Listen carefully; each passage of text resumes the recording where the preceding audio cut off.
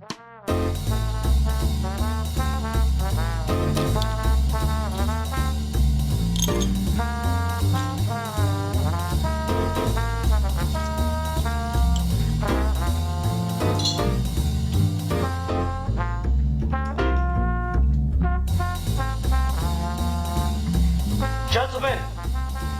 the time has come once again to discuss things.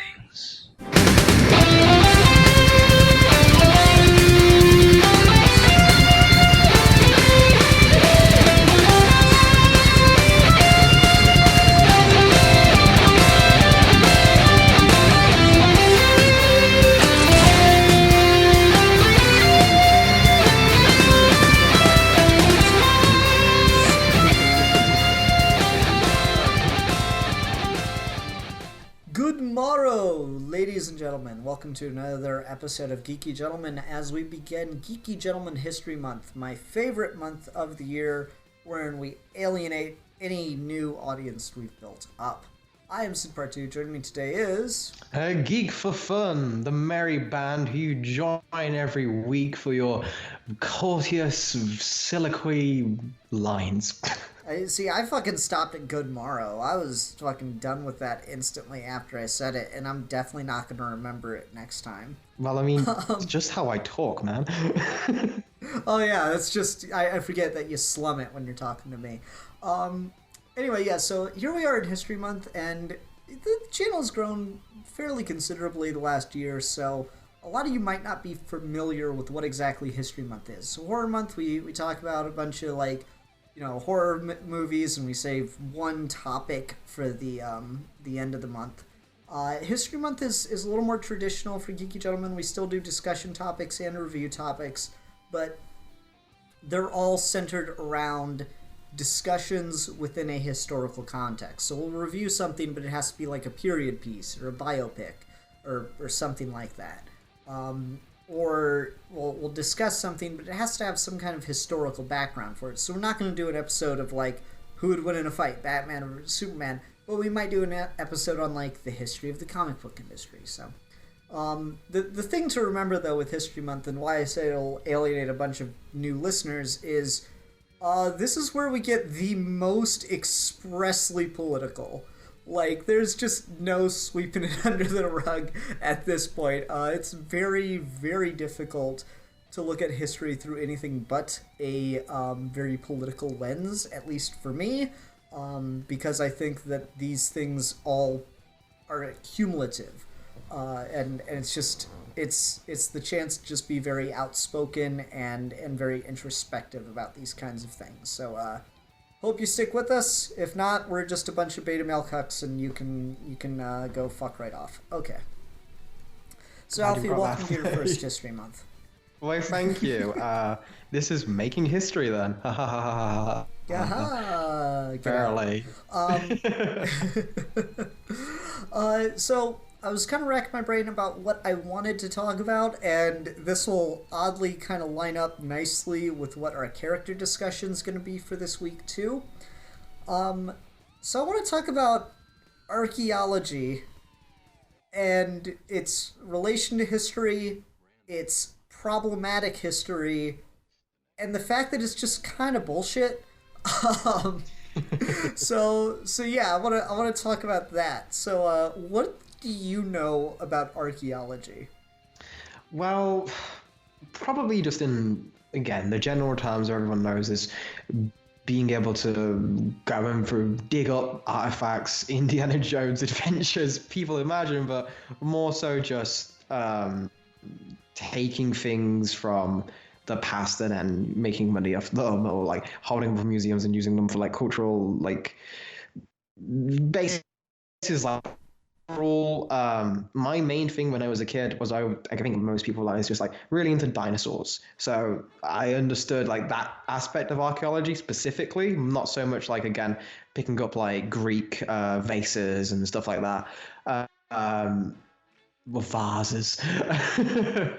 But overall, I guess that's my main basis. But I'm guessing from the feeling of how you open this, you have a little bit more of a take on it and its problems than I do. I mean, to an extent, most of my knowledge for archaeology, you mentioned dinosaurs. That's more like specifically paleontology, and it's definitely an offshoot. But I don't want to get too much into that because that's its own realm of bullshitting. But like archaeology, most of what I know from archaeology comes from the art history courses I took because where do you think they got most ancient art that we keep in museums is from archaeologists. And I find myself not very, but a little conflicted on how I feel about archaeology. Like, when I say archaeology is bullshit, I'm not actually talking about its problematic history. I'm talking more about just how they determine shit. Like some of the conclusions archaeologists more in the past. I think it's improved as a discipline certainly, but when archaeology was making its major finds, it just rattled off a lot of bullshit. So like, there's this guy. I can't remember his name off the top of my head, but he was really into the Iliad and the Odyssey by Homer, and at the time that he was an intellectual, at the time that he was, in the prime of his career, most people didn't think that Troy actually existed. They thought, oh, it's just a myth. It was just written down. It's an oral tradition. There was no Trojan War. No one was stupid enough to bring a horse into the city that could be hiding soldiers. And he was like, no, this is. I mean, clearly the gods and stuff probably weren't there, but like, there's no reason to assume that this didn't happen. And so he used the Iliad and the Odyssey to map out the location it like had to have been in, and he went to a site and started digging for Troy. And he knew the era of like history that he was digging for, so he knew about how far down he had to go. Which is actually two brilliant moments of science, not gonna lie. While he was digging, he was finding stuff that he's like, well, this is from much later, so I'm just fucking throw this away. And then he gets to the era that he's looking for, and he goes, yeah, this is Troy, and look, here's this big gold mask. This was obviously the mask of Agamemnon. There's no fucking mention of Agamemnon having a mask in the Iliad or the Odyssey. He just found, like, an artifact of a mask and assigned it to Agamemnon, who's a character from the Iliad. So, like, that's kind of like my most notorious example, but it reveals a very like fundamental flaw to what archaeology kind of has going for it. Is you have to do a whole lot of intuition and inductive reasoning about the stuff that you're finding.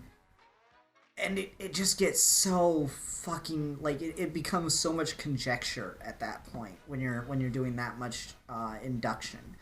Like Penn and Teller, I fucking love Penn and Teller. I love sleight of hand magic. They did a documentary about going to Egypt, and there's a hieroglyph on a tomb in Egypt that shows that the cup and balls trick is the oldest magic trick ever because it's right there on the wall. And Penn and Teller get there into the fucking tomb and they're like, really? That's the cup and balls? That doesn't look like fucking cup and balls to us. And it's like, yeah, because it's just like two scribblings of some guy with like a table and like some cylinders in front of him. It could literally be anything. It's just so goddamn vague. And so that's kind of the bullshit. Like you are at a certain point just making stuff up, and it's kind of funny because it influences the way we think about these ancient cultures and the way we understand their histories. And that is where we get into the more problematic sides of archaeology that are definitely worth discussing and I think worth chewing on. But so like, did you know how much of it was just pure bullshitting? I mean, I'm assuming that's something that you apply any sort of just critical thinking to. Okay, a lot of I think this is a discussion of itself, but a lot of the people who go on the biggest archaeological finds or what is currently seen as like the most important things are normally they're chasing trends, right? I think the biggest example of that is the great mummy craze that swept over America and Europe for a bit then like the early 1900s, when they just went crazy for trying to find the lost tombs of pharaohs and curses of the mummy and all of this. And like you mentioned, when you base things on myths and you want to find myths, like the people who go and try and find Atlantis as well, what people are finding are already colored by the expectations of what they want to find. That's like the general broad thing, but even if you just put it down to just general archaeologically, people have like, how it works is people have like, you get facts and you make presumptions to connect the facts, right? By going with that, you still have your own presumptions. There's no real way to definitively know until we get even further with technology. We've made giant strides since then, but especially like you mentioned in the early days, a lot of that is people who have a hypothesis, finding things and then turning them, like however small they might be, into evidence to create their hypothesis, and therefore this is now history, which is crazy. Yeah, exactly. Yeah, and again, this is mostly kind of the history of archaeology. I like to think to some degree that archaeologists now are a lot more rigorous and a lot more proven in their study. That they're not chasing their hypothesis and then just trying to find things to justify it. That they're actually just gathering evidence and then forming a hypothesis based on the evidence as opposed to the other way around. But like you mentioned the whole mummy craze, treasure chaser kind of thing, and you mentioned off the top of this Indiana Jones, and Indiana Jones is a fucking terrible person. And it kind of like gets to the problematic ass side of archaeology, which is, I mean, you're the British one here, so the Great Museum of British History and Archaeology has like some British Isle stuff in it, but like why it's a world-renowned institution is because they've got like all the fucking Egyptian sarcophagi from all the 1920s, 1930s treasure hunters heading out to Egypt and bringing this stuff back. And there's just this really like sordid past of essentially cultural imperialism of literally taking the treasures of other cultures and kind of importing them to be put on display. One of the most like tragic examples of that is the I'm not going to pronounce this right. I think they're called the Elgian marbles. These beautiful marble sculptures that used to be part of the Parthenon in Athens, like literally high up on like the triangle part of like the Parthenon. You know what I'm talking about? Mm-hmm. Yeah, like the roof front face thingy. These beautiful marble statues used to be literally part of it, and some guy came into Greece and he talked to, at the time Greece was controlled by Turkey, I want to say, Ottoman Empire. Talked to the governor of the region for the Ottoman Empire and bought the Greek marbles and just chucked them off the fucking building that they'd been attached to for thousands of years, shipped them across the ocean, and now they're just sitting in the British Museum of History. And it's like, and Britain doesn't want to give them back? Oh, yeah. Britain doesn't want to give anything back. I know, it's amazing. So, like, there's this very problematic history of literally, like, stealing the riches, the cultural riches of other nations, and bringing them in. And that's kind of the like wrapped up in the history of archaeology, very very unfortunately, because it's a relatively new science. The reason archaeology kind of took off is because it like so much was discovered in such a short time in the history of archaeology. It's really really fascinating, and it's because beforehand there was very little interest in that stuff. It was all just old stuff from old buildings that no one really cared about for the longest time, and they're mostly just like left to rot and fall apart. And then suddenly like archaeology happened and became this, oh no, we've got to go find this stuff and we've got to dig it up and take it back and put it on display.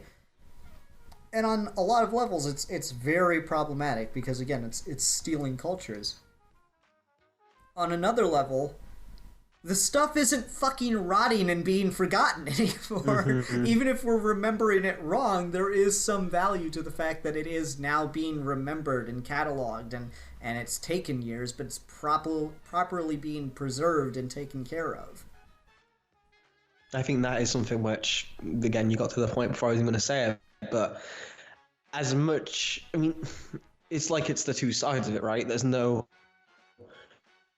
The right answer is don't take over people's fucking stuff. But the next call to it is that, all right, once you've already taken them, like, you can't exactly, you dug up something from, you went to Egypt and something in the Great Dune Sea, you found this amazing, immaculate sculpture that's been withered away, and you've took it to your country and you've spent hours and hours and got all the best specialists in the world to like restore it to its as close to possible to its original beauty. Yeah, you probably shouldn't have taken that from the Egyptian people, but at the same time, you can't be like, all right, fuck it back in the sea, like put it back in the desert. Like you can't. There's like a once something's already once been the door's uncovered, been opened. Yeah, you can't shut Pandora's box. We're waiting for that to get discovered as well. So I think that's a dilemma which needs, again, science is always so fucking morally ambiguous. There is a single science on Earth that doesn't have some like, oh, you misuse its power. I think it is just one of the ways how the world is set up. Unfortunately, a lot of the big power vacuums of the different countries aren't all made equal with who have different specialists for like the top researchers, where all they're based, right? Like there's only so many great renowned museums in the world, and a lot of them aren't in the countries where the things are. Some of them are, but a lot of the things are where the richer countries kind of get the spoils. And because of that, and it's like it's an interesting self-feeding thing, because why is like Britain is kind of world known for being the best place to go to for archaeology, and why is that? It's because they've gotten so much of the stuff through morally ambiguous means. They got so good at it because they were doing the things that, you know, now they teach archaeologists not to do. It gave them the kickstart. It ignited the engine, gave them the jump, because they had everything right there for them to study, and then they got to tell everyone else, oh, guys, guess what we did? We discovered when we were doing this what you shouldn't do. Oh, well, how did you find that out? You know, a friend of a friend. It was a Canada. Canada told me. So, yeah, it's one of those things where there's only so much. All right, I guess I'll give you this. I don't know, have you had any things when you've been to like a museum or something? Like, do you have any like, specific, like, have you been to museums? Yeah. Okay, so has there anything that, I guess almost the same example of like seeing a lion in a zoo or something. Does part of you like, oh, if this wasn't here because it's been put in my country, I would never got to see this historical thing. I probably would have not to learn about it or something like that. Or can you kind of like do you have a personal thing like that? Was there anything that you were like, oh, that's cool that I got to see that?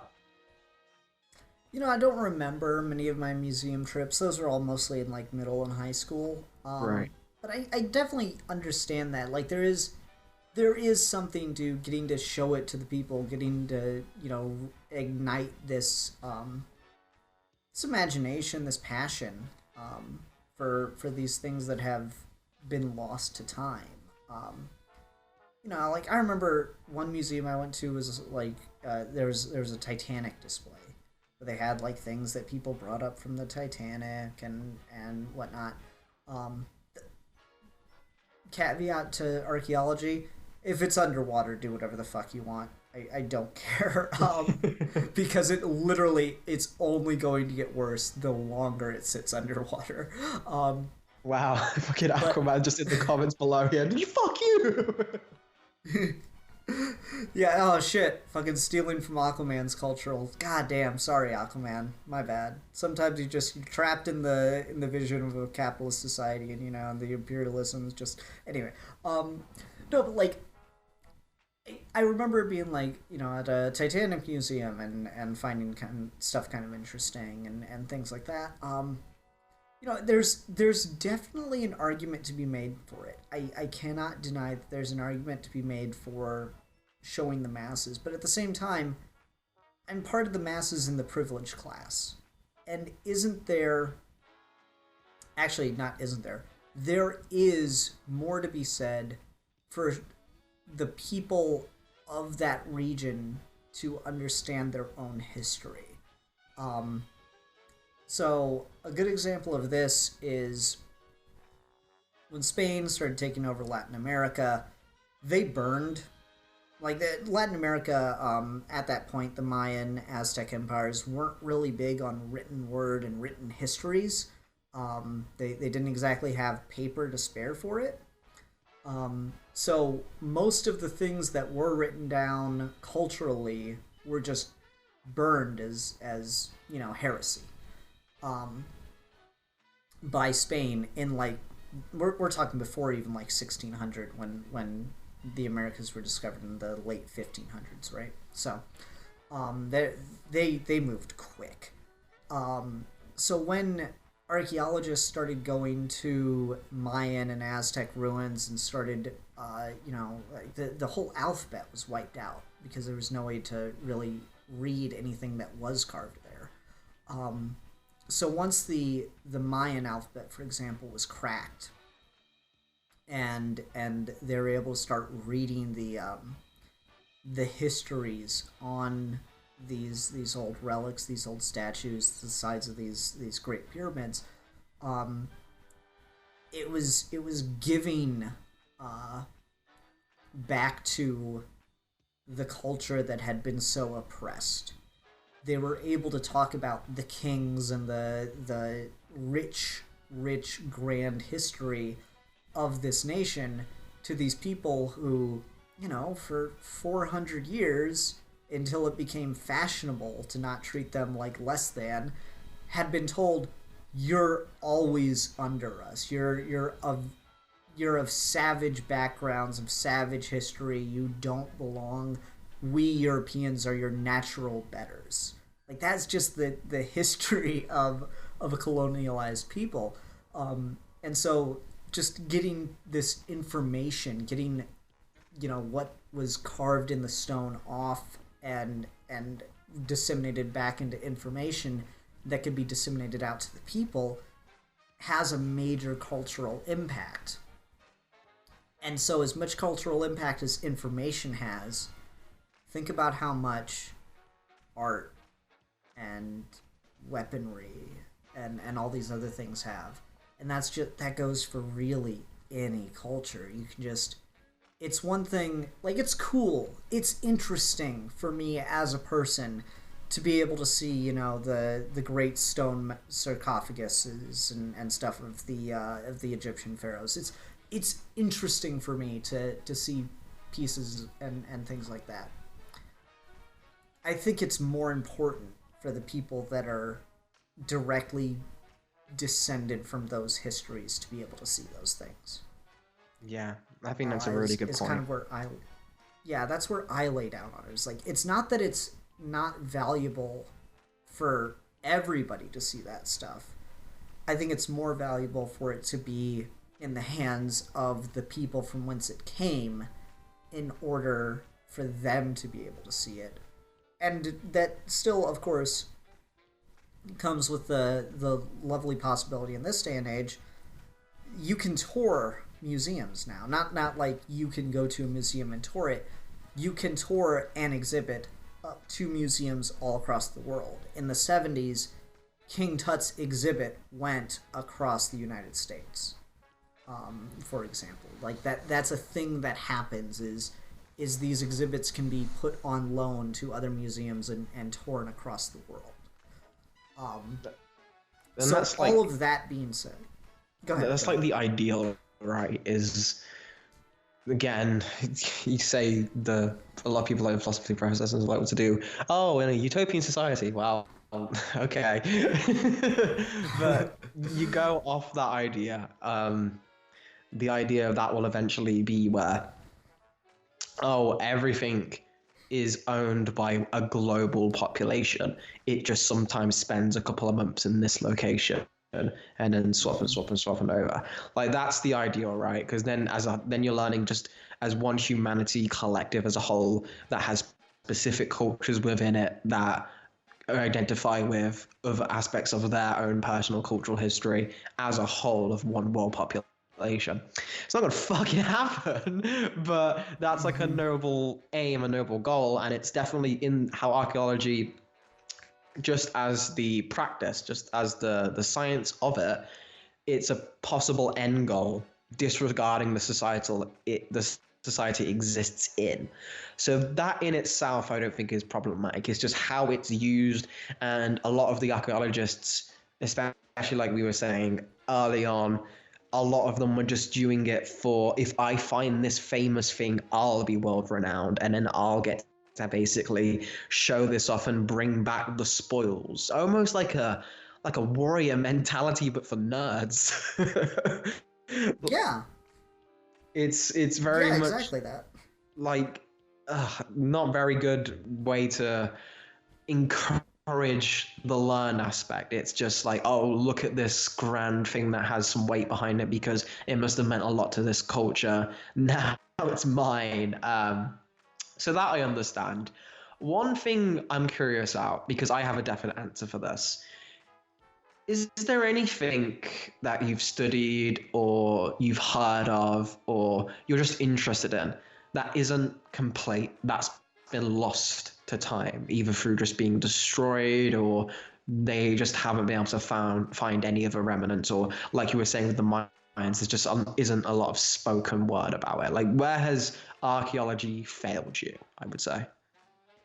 Oh, I mean, that's all over the place. There's so much just incomplete about everything. It's like crazy to think about. You know, like, the only reason we're able to read hieroglyphs is because Napoleon's men just turned over some shit one day when they're wrecking stuff. And that's crazy to think about, because Egyptian history is 3,000 years of a society before it kind of, collapsed. The crazy part to think about with Egyptians, Cleopatra, one of the most famous Egyptians in history, right? She existed, historically speaking, she would have to wait less time from her lifetime to the moon landing than she would to go from her lifetime to when the pyramids went up. That's crazy, right? Like, Jesus, that's crazy to think about. So, like, the Egyptians' 3,000 years of history is just lost until the 1800s with Napoleon. That's crazy to me. And so it took that long to be able to read hieroglyphs all over again. And so, like, that was lost for a long time. And that's still the case for a lot of things. There's so many cultures and stuff that have just, they were wiped out before they really got a chance to get anything recorded. There's an interesting statistic. I remember, like, it's something ridiculous. It's like a language dies every week or something like that as time marches forward, because people that speak it, their geographies are getting smaller and smaller, and so there are less, like, refined languages spoken now. It's crazy. As far as, like, a specific thing that, like, archaeology has failed, has, like, lost, or not been able to recover,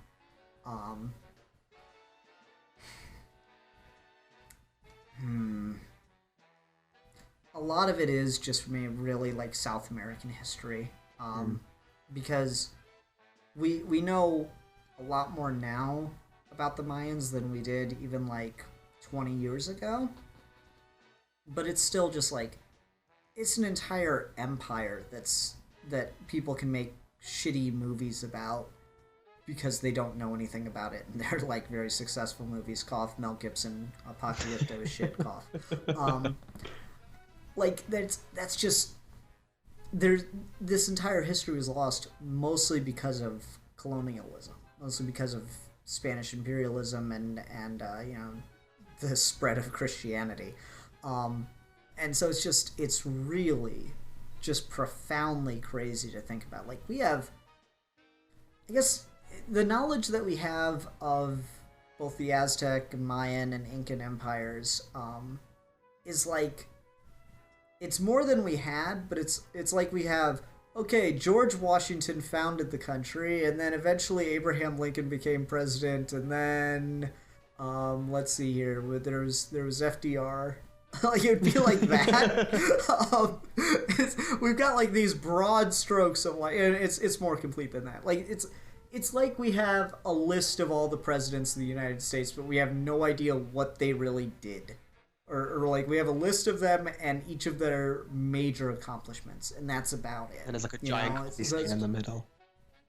Yeah, exactly. It's very vague. You know, we don't know a ton about all of these cultures anymore, and just so much because so much of it was just wiped out intentionally.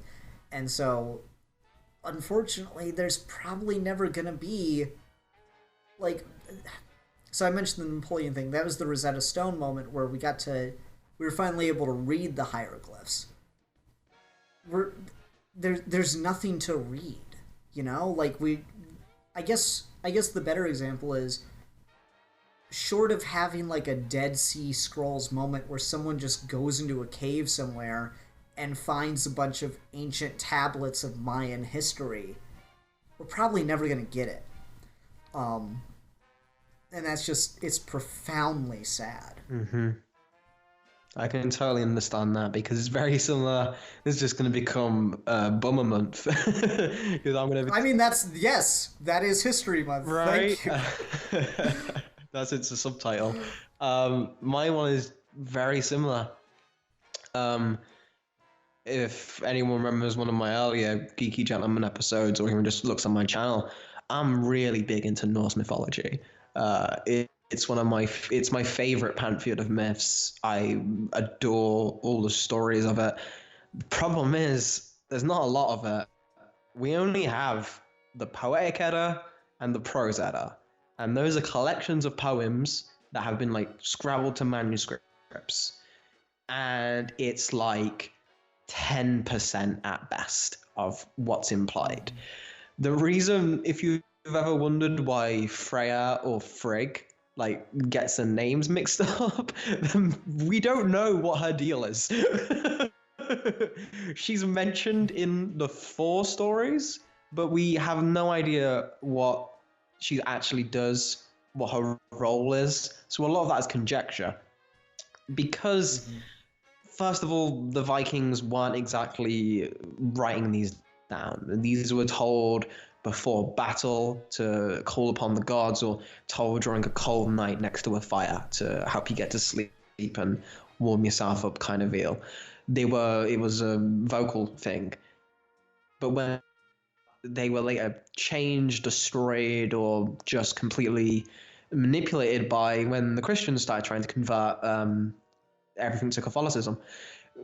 Basically why Balder at the end of Ragnarok starts off with a man and a woman and one god now. Oh, really? Wow. Subtle. It's real subtle there.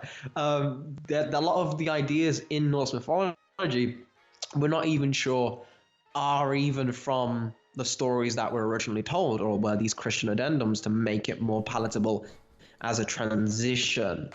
And that makes me sad because, again, it's probably not as in-depth because there just isn't, the Vikings weren't nearly as in-depth or as successful as a culture as like the Mayans, from what we can tell. There weren't like great Viking kings or emperors kind of deal. But it's still something where I think it's interesting because once you have those stories and you look at something like the Greek myths where you just spoiled for riches, like if you're going to talk like a sports team, Greek fans have fucking got it made. They got everything they could want. So like that's one of the things I understand, but you know, these guys, these are reasons why we've got our names of the days of the week. That's so important. There's a lot really missing that, I don't know. It's always going to be, it's going to bug me. And like you said, we're never going to really find, even less chance of finding like a scroll for fucking, no Viking was like, hold on, let me just hide my diary in a vault somewhere with all the I mean, like, and the carry on. like you joke about that, but like, okay, let's say they did it. And here's the crazy part. You know why archaeology is so successful in Egypt and the Middle East and stuff? It's all stone. No, it's not stone. It's the stupidest fucking thing. It's the weather. Like, that region just preserves things better because it's a drier climate. Like, that's so like your example of a Viking that wrote down just this perfect collection of all the Norse myths, and he's got really good handwriting and wrote really clearly and said like, this part was a Christian add-on, but I'm writing the real thing, and he properly cited it all, and then he sealed it away in a cave somewhere. It's probably damp, and it probably all got washed away. Same with my thing. The fucking Mayan person saw the writing on the wall with the Spaniards invaders and decided to record all their history and stuff. It's a fucking jungle. It's a fucking rainforest. That stuff is screwed. Like, there's no saving it just because of, like, so I mentioned the Dead Scrolls are like this. They're these, in archaeology, they're sometimes just miracle finds, you just can't believe that they're real. The Dead Sea Scrolls are one of those, and it's like, they just found them in a fucking cave, and like, they shouldn't even have been okay, but it's just because it's a fucking cave in the God knows where in the Middle East. It's just dry. And so it's this crazy effect that the smallest little details can have in archaeology. It's absolutely insane for that reason. And that actually kind of goes to one thing. Like, I wanted to make sure I talk about it, and we're a little away from the topic, but I did want to get back to it, because this is the other side of the coin of what I was talking about, the very perishable nature of these things. So on the other side of, oh, well, this stuff belongs with, this stuff is might be important to all people, but it's more important to the people from the region which it came from. And I do 100% believe that. You ever heard of a lamassu? Okay. You've probably seen them. They're Persian. They kind of look like a sphinx, but they usually have like a big beard and wings. Kind of know what I'm talking about now? Yeah. Yeah. Okay. Okay. I visualize it, yeah. So, those are like this really, very elegant carved thing. I believe they're guardians of the underworld or something. Very, very, like, huge part of just Persian Empire iconography and imagery and stuff. So, in one of the rare cases where a Western museum took some and then gave them back to the place from which they came, some fantastically preserved lamassu statues were returned to a museum in Iraq. And this would have been 2009-ish when they were returned. When ISIS moved in and took over parts of Iraq, the museum that they were returned to was within that section of land they took over. They destroyed them, and they videoed themselves destroying them, because they were They were perversions. They were heresy. And like, so that is the like almost perfect example of the, yeah, well, aren't the imperialists right? Like, you might be right that these things belong with their original people, but there's probably a reason it was able to be removed from that country in the first place, which means it might not be a safe place for it to go back to. Like the marbles I mentioned that were taken from Greece, it's not like the dude just came into Greece under the cover of night. He paid the legitimate government of Greece at the time for them. And now that Greece wants them back, you know, like, what's the argument that the British Museum makes is, well, what'll stop you from just selling them again? Especially since Greece is such a nation just under constant financial trouble. Like, it's kind of sickening that you have to agree with it, but at the same time, you can't argue with, like, these things. Literally, we have record of these things happening in your countries. We have video of these fanatics destroying the history you fought so hard to get back. We have the bill of sale from the government in power at that time. You might have it's not a native government, sure, but it was the government in power of your region at that time that gave these things away. Do you have a right back to them at that point? Because unfortunately, as it might be, your nation, your region, whatever, has proven it can't hold on to these. It can't properly protect these, whereas we have the resources too. And again, it kind of goes back to that thing of the British Museum is such a great place for archaeology because it got the benefit, it got that jump start on all the things from the like Wild West days of archaeology. Yeah, and I think that's an interesting conversation about, okay, the preservation. We're safe for these irreplaceable, priceless things. And you're right in the fact that if you can take them from the place, it probably is a good sign that wherever the person's taking it might be better off. But at the same time, there is no guarantee that, again, we just have to look at the political climate of England at the moment. Things could go south where the wrong party gets in charge, and then suddenly you get like a Nazi book burning situation where they just go into the museum and whatever they think disobeys what they want, okay, that's gone. It's the same problem, right? Just because something seems like a more developed nation, the idea of like that safety net for any country in the world has kind of vanished. Do you think? Oh no, absolutely. And to your point there, that's exactly what happened in Germany when the Nazis took over. They literally burned artifacts and stuff from cultures and backgrounds they didn't agree with. I don't have an archaeological example, but one of the most tragic things about the rise of the Nazis, even before you get into like the Holocaust and the ghettos and stuff, one of their biggest book burnings, and there's a really interesting memorial to this. One of their biggest book burnings wasn't just burning random books. They were burning an entire division of a university in Germany that had been studying LGBTQ issues before that acronym even existed.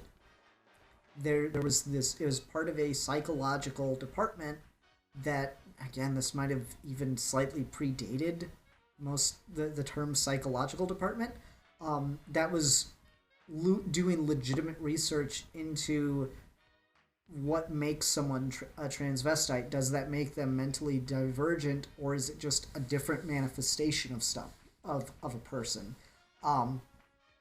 It was like really, to this day it's still cutting edge research, and the Nazis didn't like it, so they burnt it because it was scientific, factual background to something they were trying to demonize in the public sphere.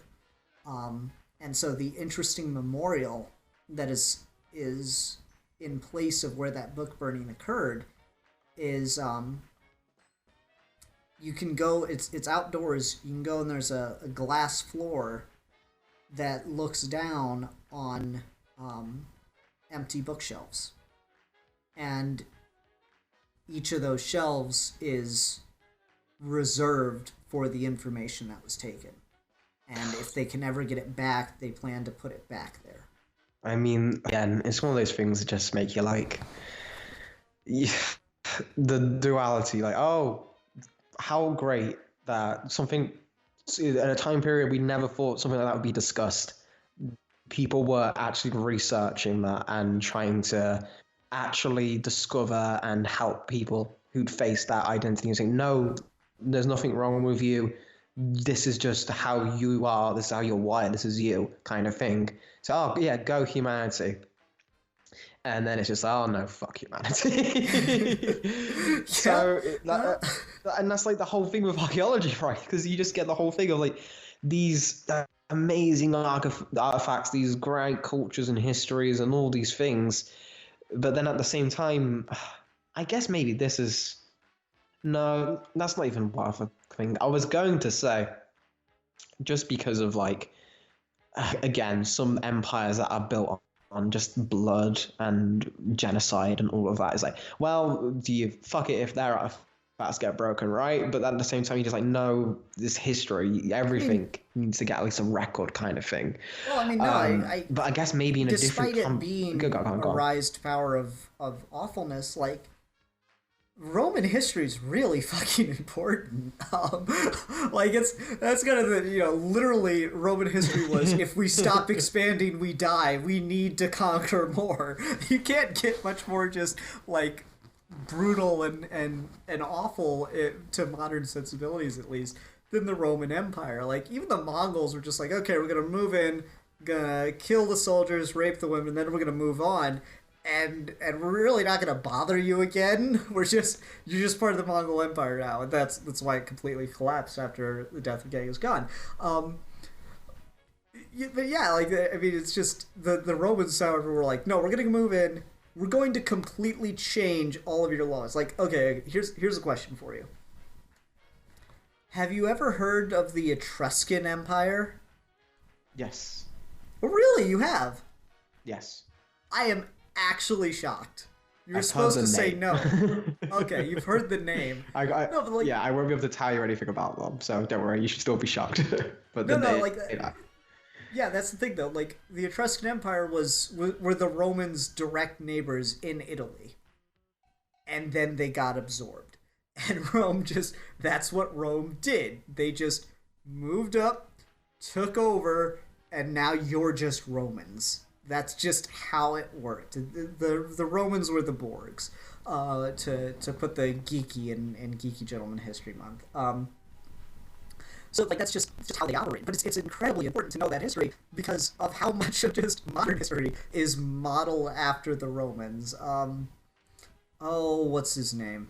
Okay, Society of Cincinnatus. You ever heard of that? No. Okay, it was a thing that happened in Cincinnati.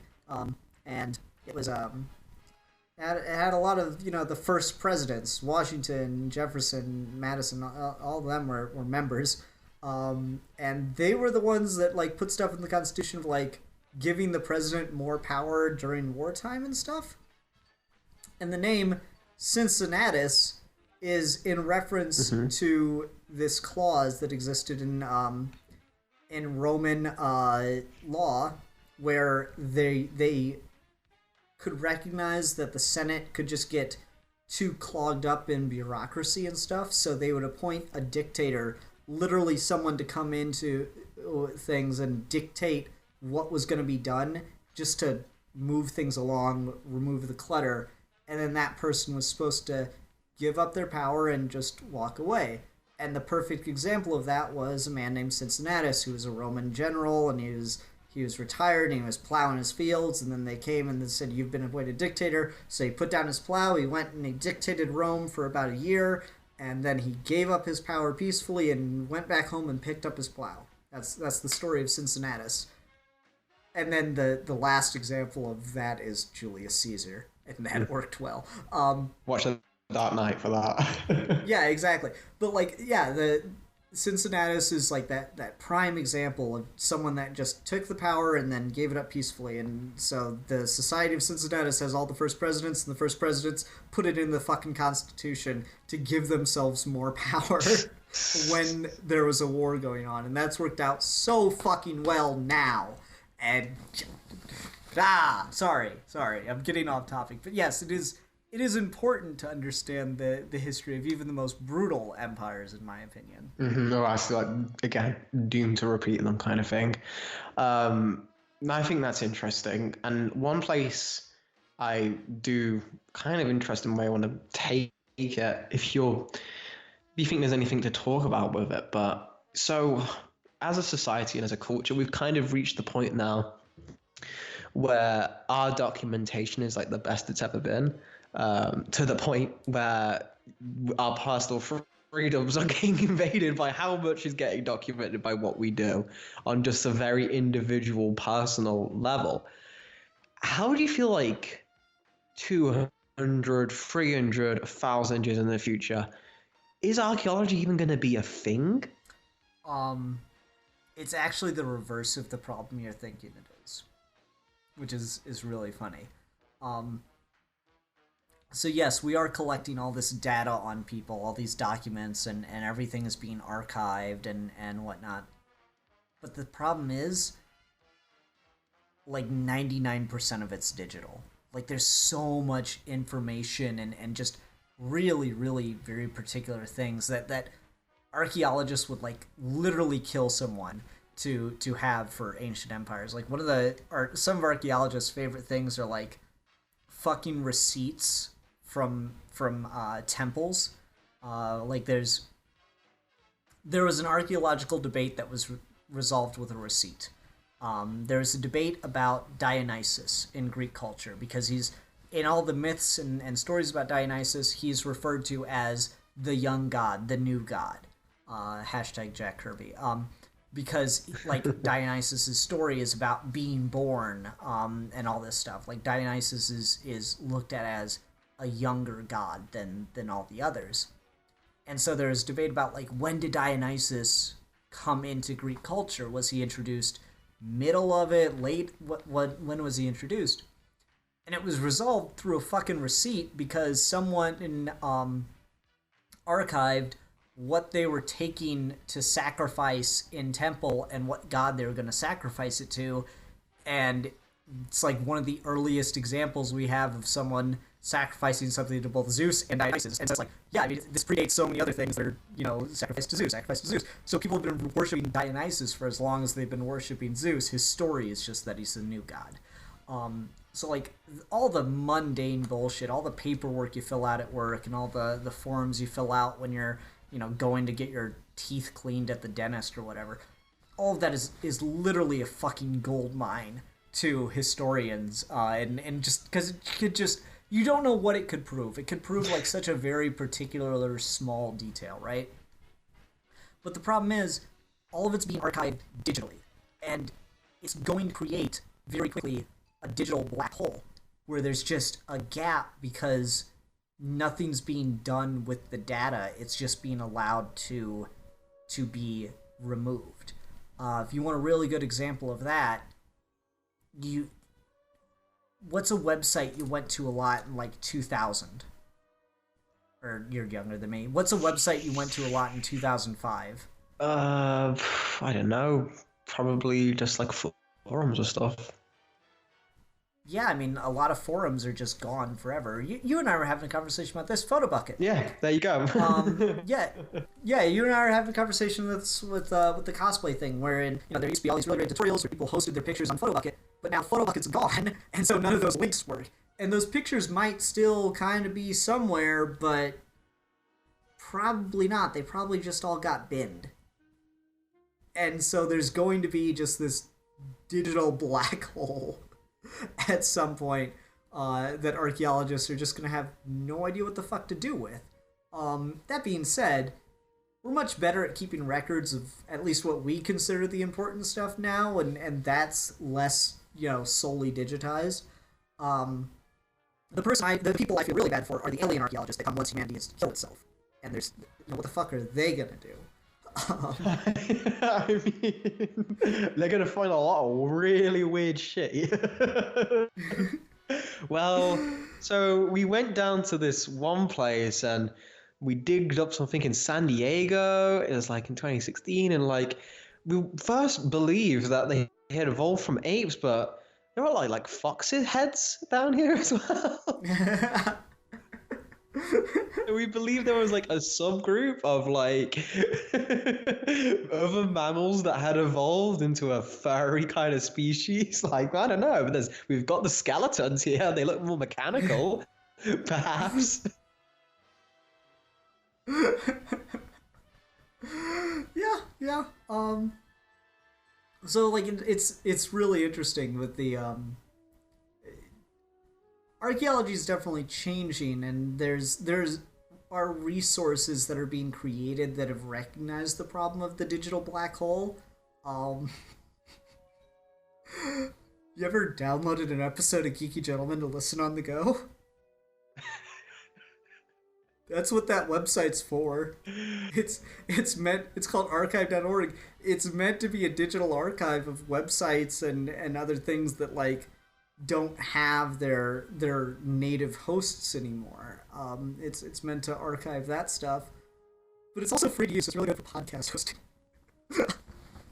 You're just abusing. This is why he's really saying archaeology is bullshit, because he's just abusing. Well, when the fucking aliens are looking through shit, Geeky Gentleman is gonna be like this fucking treasure trove for them, because they're gonna be like, oh, this movie came out in this year, and like this all this shit's so fucking useful. And right now, listening to this recording thousands of years from now as an alien archaeologist who's translating my words as he goes, and he's just fucking fascinated that I know so much about his ass right now, but he doesn't know what ass means, and he's gonna be offended that I'm just assuming he has one or that it has a gender. Sorry, alien archaeologist of the future, I don't mean to assume your gender or your biology. Anyway, so Alfie, make sure you remember you left that into the desk, okay? I know. What? I'm gonna be listening to this too in a fucking 1,000 years. You don't know. Oh, is this where we reveal that you're immortal? Shut your fucking mouth. Yeah, I don't know. It's really fascinating in that regard. But I mean, you're assuming, okay, archive.org, what do they do? Like, I don't know what they do with their servers. I don't know how they back up their servers. As bad as this channel is, History Channel used to do a series that I quite liked, which was like Earth After Humans, where they just kind of like, all right, let's not assume anything catastrophic. Let's just, we'll just take the caveat. One day, all humans just stop existing. Fucking rapture. I don't know, whatever. What happens to the Earth if we just teleport everybody off of it right away? Like, what? Not all the animals, just the humans. What happens? And it's like really fucking fascinating. But like, yeah, one of the big problems just fucking becomes like, all right, so what does archive.org do with their servers? Like, what happens to those? Because, yeah, you're creating an archive that can always be gone back to and searched for all these things online. Fucking great, but, like, what happens to the physical server the data's being stored on? Is it, like, made out of goddamn platinum and, like, you're recording every single code of binary onto it and, like, etching it in to really make sure it stands the test of time? Something tells me no. I mean, I'm sure whenever something comes along that will make... Because, again, I think this is relevant to the conversation as well. A lot of the biggest finds, and I think this is something that will carry over into the future to address the specific problem you're talking about, very, very dependent on people who just really give a fuck about it. Mm-hmm. The archive.org problem you're mentioning, you're 100% right. There's going to be kind of an issue there. But if society and people stay interested in that, and people do want to preserve it, and someone really does, someone's going to figure out a solution to the problem and find a way to transfer it over, or just copy religiously everything. Like, there are ways to preserve these things nigh endlessly. It's the same thing for actual, well, not even actual, that is a type of archaeology, but people who have to like preserve pieces of art, destroyed paintings. Archeology. Okay, you go now. You can't kick me off my own channel. Well, anyway, now we're talking on Geeky Gentleman with Alfie Taylor. So basically, the idea of like making sure things are preserved in that way is so dependent on, even if something's like built really sturdily, time just kills everything. Time is always going to win. You just, as line of succession, right? You just have to make sure there are systems in place, there are people in place that will keep that practice going. And sadly, just like probably the reason why these things get lost in the first place is that's just not sustainable. There's going to be a break in the chain. There's going to be something where something gets lost, something gets misplaced, or someone moves on, or someone dies too early on the project, and then no one ever finds out till it's late, and all the data's gone because that person kept all their records just on the top of their head, kind of thing. Stuff like that is how information really does get lost, and that's a shame. But at the same time, how much can you really mourn for it? Because yes, we want to preserve everything, but is it a bit arrogant to expect that we can keep these things indefinitely? A lot of the ideas Does it deserve to be preserved?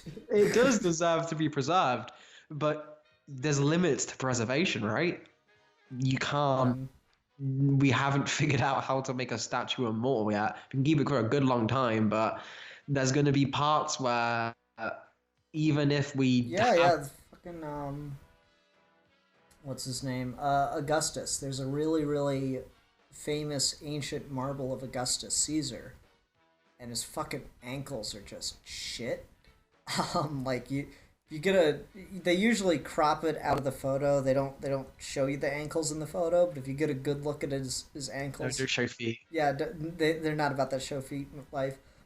If you get a good look at his ankles, they've been like patched, and it's like the rest of the work. Like, I don't mean to insult whoever had to patch the ankles on a fucking ancient piece of beautiful marble art, but like it looks real shit compared to the rest, because the rest is so elegant and beautiful, and the ankles are like fucking just cracking and falling apart.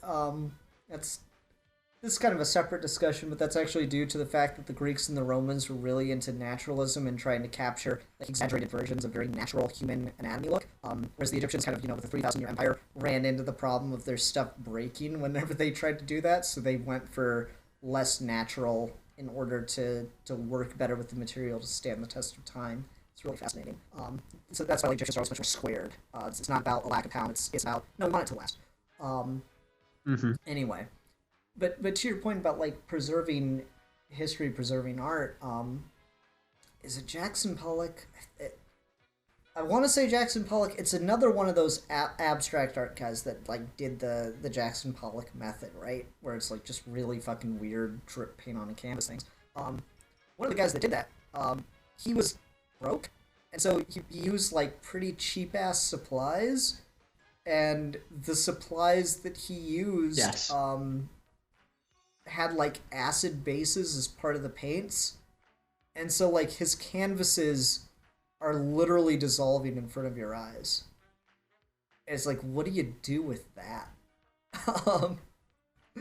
Like, part of its nature is like, part of its beauty is the fact that he got like a very particular color out of the paint by mixing it a very particular way, and you can never really replicate that. So part of its beauty is the fact that it can only be done the one time. And now it's literally dissolving in front of you. So you literally cannot replicate and save it. You can't patch the ankles on that. And we're giving Achilles all this shit for nothing, it seems. But like, that's one of the things where I'm torn, because part of me's okay with that. Part of me's content that he, in a way, it's still going for like at least a generation, a couple of people to be able to see and appreciate that. But does it need to be for 1,000 years? Does it like onwards? Because even that is like you were saying about the Roman thing, and like they didn't build theirs to last. But the fact that they've lasted as long as they've had is insane, and kind of just, I don't know. It's like the Ozymandias thing, right? Is it like, are all these works really, once they're all gone, once they are gone with time, is that all you're left with? Kind of like that emptiness. Oh, yes, it is sad that it's gone, but I don't know. I think that there's just a natural time for things to kind of break and fall apart, and that's almost kind of part of the beauty of it as well, because if you're around to see that, you're seeing a whole new aspect of like a piece, like especially with art. I feel like when you get like when you get like we're talking about the poetic Edda and just like scrolls and just text, I think it's a bit different, because that is information that you don't really, as beautiful as they may be, you don't need the scrolls itself. You just need to record the information and make it on a transfer over. You can't transfer over art. That is kind of a one-time deal, and I feel like that for that specifically, having that wither away and have like a expiration date is okay. It's definitely interesting to think about. You said you can't transfer over art, and you should definitely talk to the Romans about that, because the Greeks really liked statues, and they didn't have the same thing the Romans did, where they were okay with it, not being around forever. I mean, the Romans developed concrete and did statues out of that, so think about that. The Greeks were like really big on, oh no, we can solve the crumbling problem that the Egyptians have if we just work with metal. And so the Greeks did bronzes, which is just the level of detail and the level of just absolute perfection in the surviving Greek bronzes that exist is nothing short of jaw-dropping, to the point where we just don't know how to do that. That knowledge is completely lost to time. There are these I've talked about this a number of times during History Month, but it's just something I find so fascinating. There were 2 Greek bronzes discovered of, I think they call them like the Warrior Brothers or something. They found them in a shipwreck, and like the guys are like 8 foot tall. This just absolutely exaggerated yet perfected anatomy to them. Again, head to toe, just absolutely gorgeous. They're one solid piece of just straight, thick metal. They're not hollow. They're one solid piece of just metal. And that's literally impossible to do with the level of detail that they have. So, obviously, they had to have been poured in separate pieces and then somehow assembled. But they've been over them with a fucking magnifying glass and they can't find a seam. So just, how'd they do it? So like it's really fascinating in that regard, just the medium they were working in, and that will stand the test of time, because again, 2 statues were underwater and they're still perfect. Whereas the Romans saw those and were like, wow, these are really fucking beautiful, but also that's a lot of bronze and that's really valuable for like swords and stuff. Get someone in here with some marble. Make a copy of this so we can melt it down. That's literally a thing that was done several times.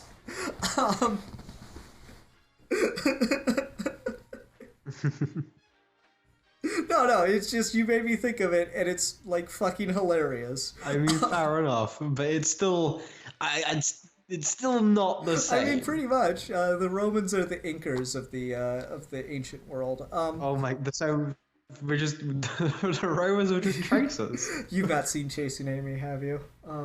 That whole fucking conversation cracks me up. This dude fucking Incas traces is a for much a nicer way to living. I frame can do that. It's a very subtle art form.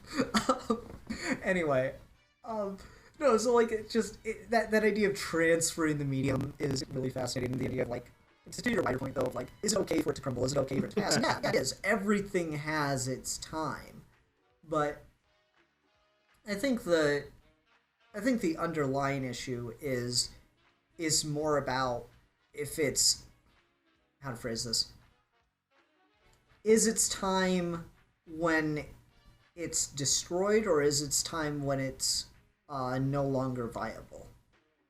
You know, I think that's an important distinction, because you could argue the Lamassus I discussed when they were destroyed by ISIS, was it just their time? The answer to that is no. They would have lasted another couple thousand years if they were just, you know, preserved and left undisturbed. So there was if you imagine cavemen, you know, they're not hunting, they're not foraging, and they're not fucking. What do you imagine cave people doing? Okay, let's go with cave painting. Yeah. Like, the interesting thing about cave painting is you'd think that would just be, like, a given that we've known about that for, like, fucking ever or something, right? Monopoly. No, it's, like, 1830s when cave paintings were discovered, I want to say. Maybe later, maybe 1860s. Which is insane. Actually, no shit, it's even later than that, because cave paintings were really, like, getting hot and discovered back to back to back when, like, Picasso was around, and Picasso was absolutely blown away by him, and his hot take on cave paintings were, we haven't learned a goddamn thing since. Which is kind of cool. But, like, cave paintings, you know, they got discovered, and at first it was like, oh, it's just a hoax. The French guy that discovered them, he was just tricked. It's obviously some kids just fucking around in a cave or something. But then it, like, turned on the archaeological world to them, and so they started exploring caves. They started finding more of them. And they're just absolutely fascinated by them. It's so cool. And then in Germany, they poured concrete and put in a fucking walkway for people to come in and tour the cave and look at all the cave paintings. And then they wondered, why are these all starting to, like, melt away and stuff? And it was realized, oh, it's because of all the people coming in there and breathing. Like, so you have stuff that predates human civilization that has naturally been preserved literally for 6,000 years, give or take. And then people almost wreck it in, like, less than 20 years. Society is the real issue. And I know.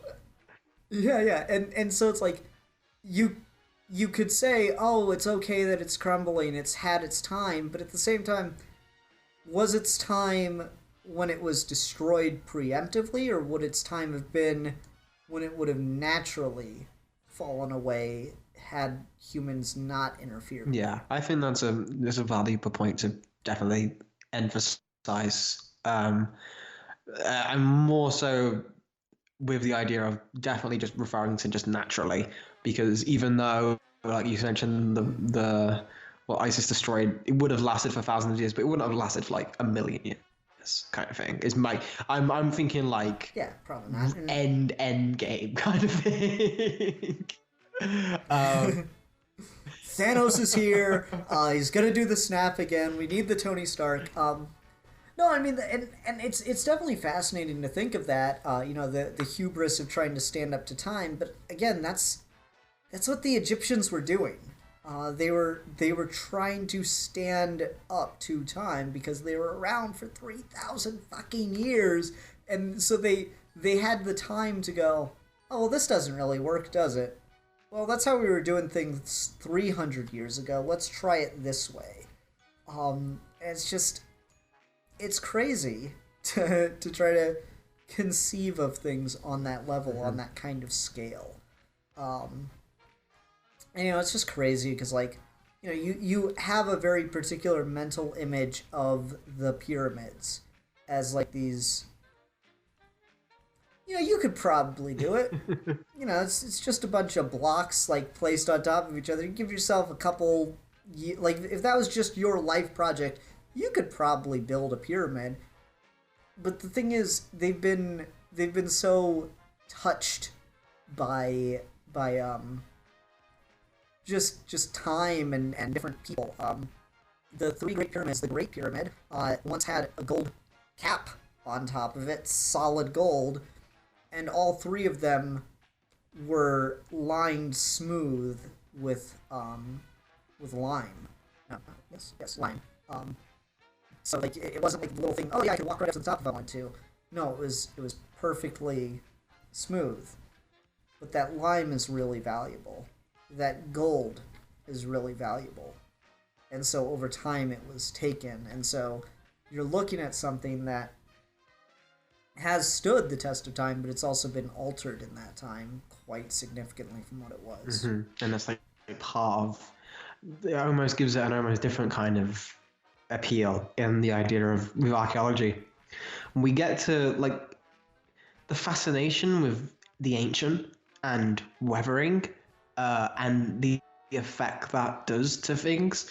You can't really replicate what 1,000 years of wear and tear does to a thing, and you can't exactly make that either.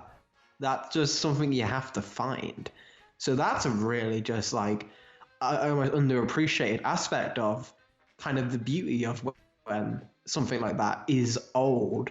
Because yes, it may have been beautiful in its day, but you're talking generations who would have never been able to see what it looks like to you now.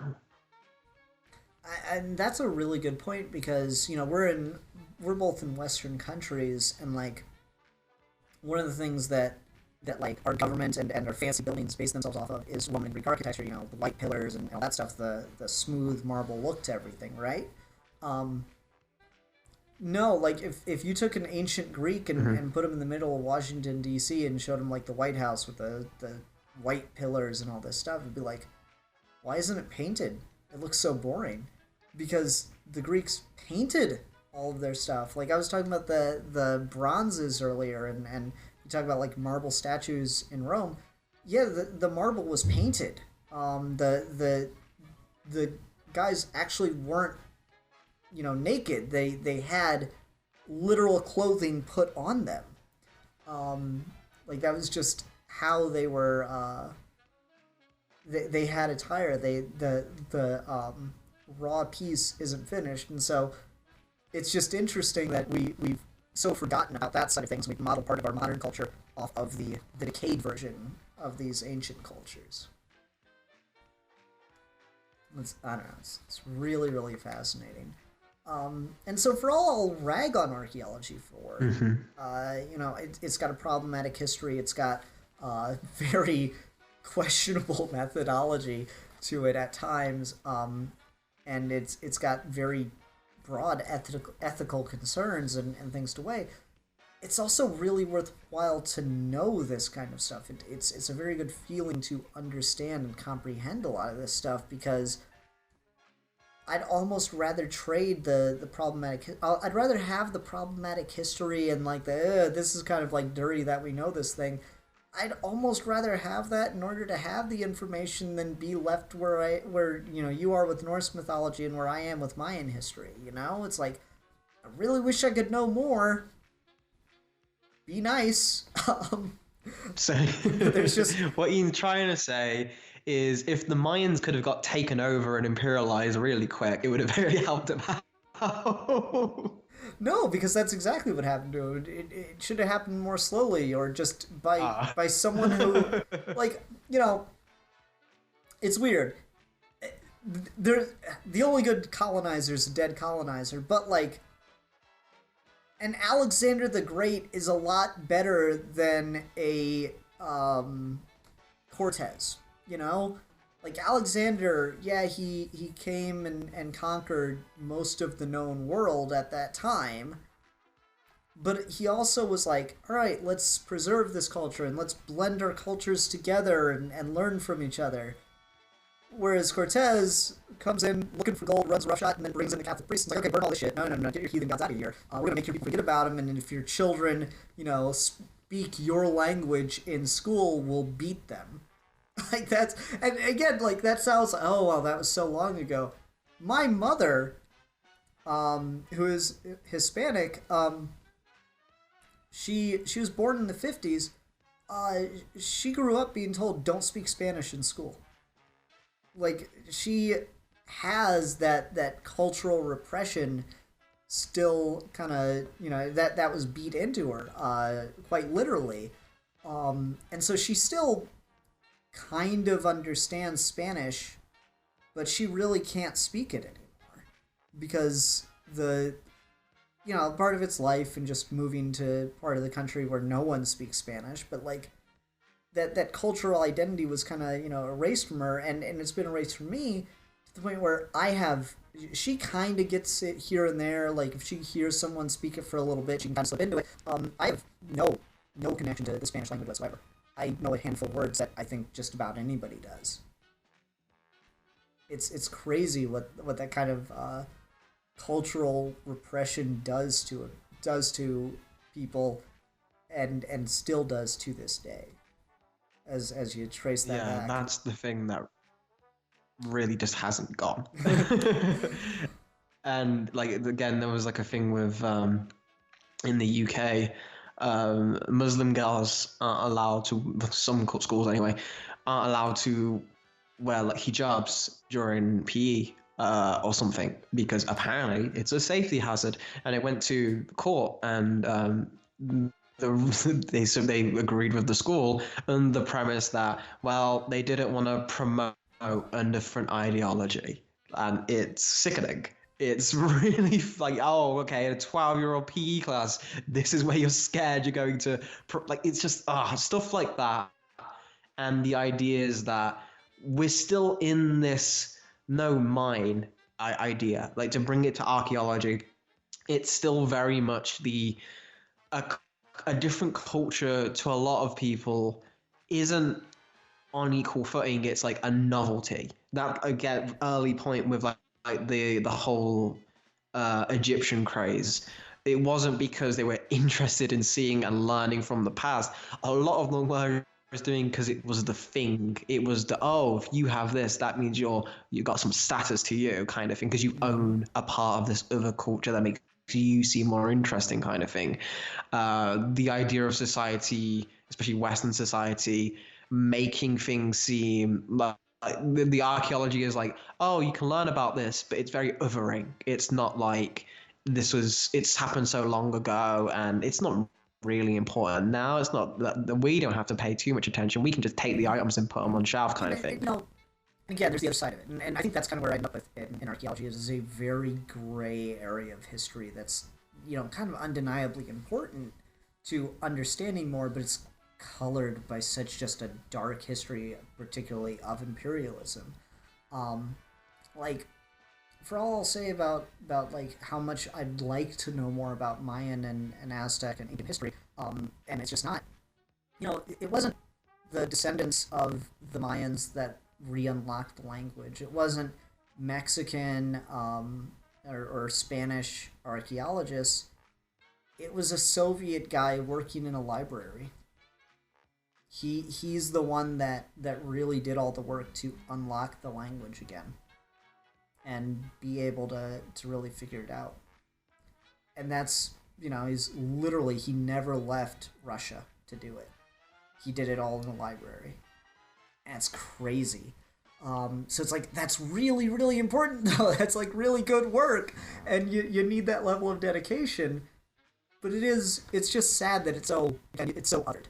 It's so disconnected. I don't know. Like, the real kicker is, he does all this work to unlock it in a library, and the Soviet government goes, Soviet scientist discovers what Western capitalist pigs could not. Ah ha ha. And so, like, his findings were ignored.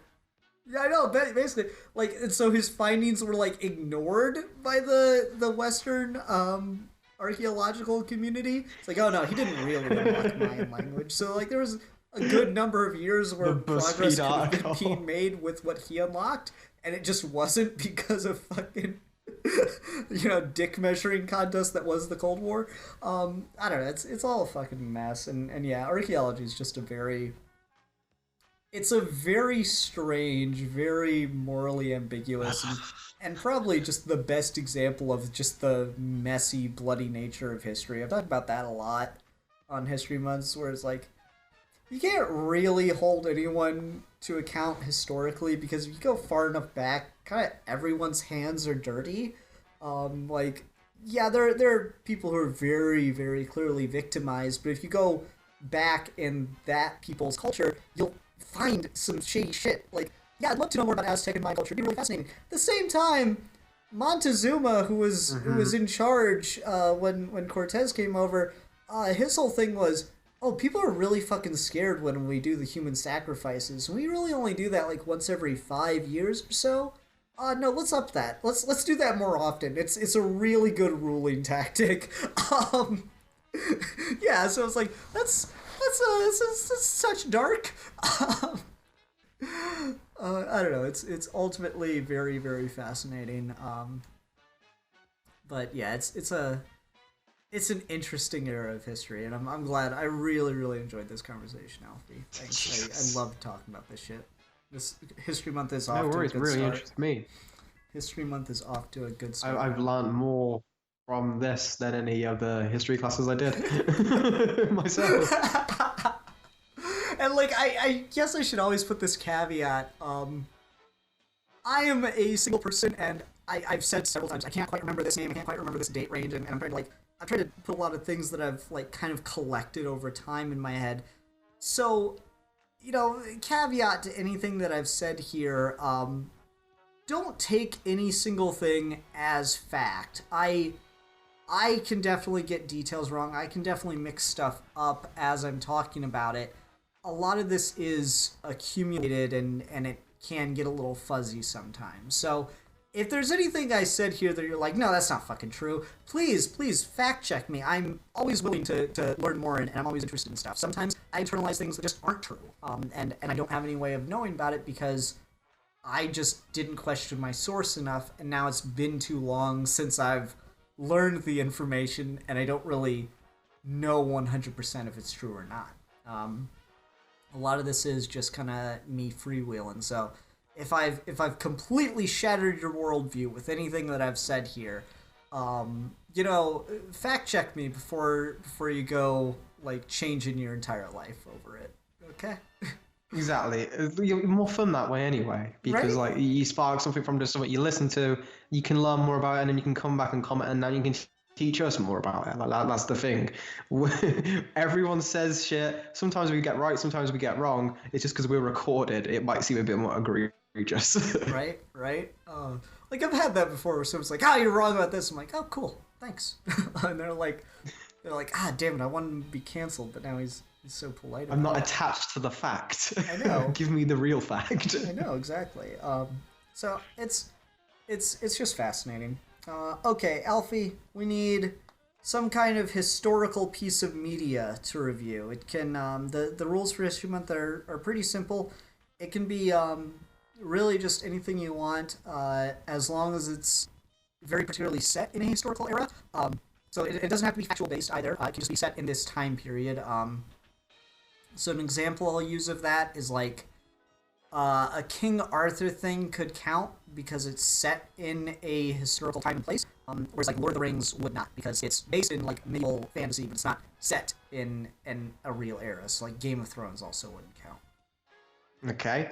With my thing, I've got something set in the Sengoku period of Japan, so the weeb showing, and that is the animated movie Sword of the Stranger. Interesting. Just for my own personal curiosity, is this got a dub? I watched it in the sub, but probably it's pretty big. Okay, I I'll might take have a look around for it. Yeah, I guess it has got a dub. Oh, cool. Thank you. Alrighty, everyone. Thanks. What am I gonna do? All right, fine. Thank you ever so much for joining us today on our expedition of Geeky Gentleman History Month. Until next time, I am Sir Ian Harrington, the philosopher. And I am Alfie Reuben Taylor IV of the line of Taylor and the Phantom Hive estate. So please do enjoy yourself and be merry. And we are your Geeky Gentlemen, and we shall be discussing things. I'm not gonna remember to do that next time. I'm just mad. Well, I wish you need like you need an outro music for that. Because you need like the one who said, and we will be discussing things, and like the camera pans as like we continue talking over tea, and then like it goes over as like